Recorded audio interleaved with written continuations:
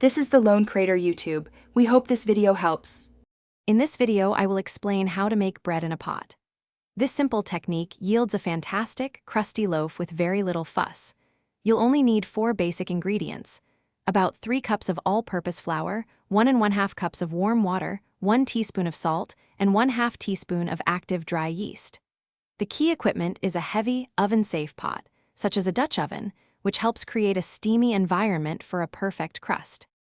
First, in a large bowl, combine your flour, water, salt, and yeast.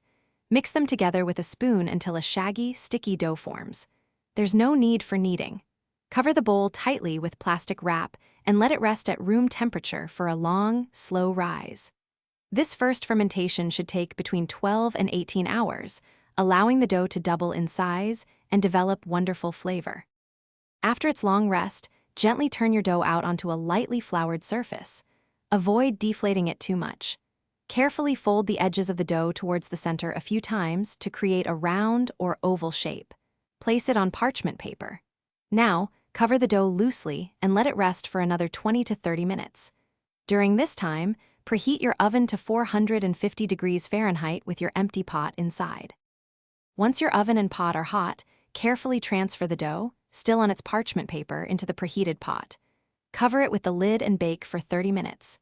Then, remove the lid and continue baking for another 15 to 20 minutes, or until the crust is deeply golden brown.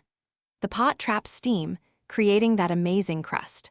Finally, remove the bread and cool it completely on a wire rack for at least 1 hour before slicing. Thanks for watching. Consider subscribing if we helped you.